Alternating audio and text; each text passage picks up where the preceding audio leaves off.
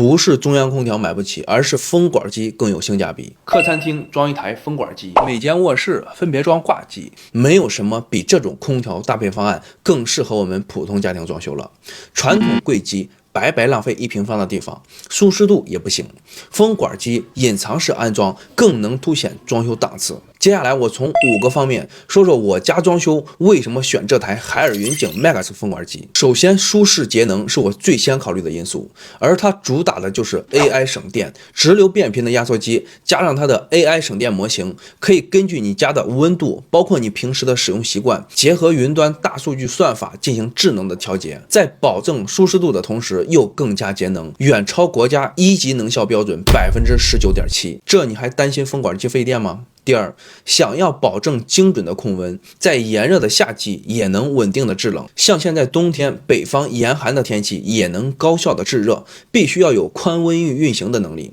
这里就不得不提海尔云景 Max 风管机的2大核心技术，它搭载的乐平科技可以做到在零下35摄氏度的极寒天气仍然可以高效平稳的运行。良心桥科技高效的散热技术，保证室外62度的高温也能正常稳定的制冷，不会出现宕机的情况。你可能会说，这也太夸张了，夏季气温最高不过40度左右，不可能达到62摄氏度的高温吧？的确，但你忽略了一点，像我们现在普遍住的楼房，空调外机在狭小的空间里散热不畅，实际的环境温度可是远远高于室外气温的，所以我觉得这点还是相当重要的。第三，如果你不想每次一开空调就闻到一股所谓的空调味儿，一定要选这种带自清洁功能的，定制3大清洁模式：56摄氏度高温除菌，内机外机任意洗，空调干净了，空气自然清新，还省去了每年找家政清洗空调的费用。第四，内机的机身厚度只有18厘米，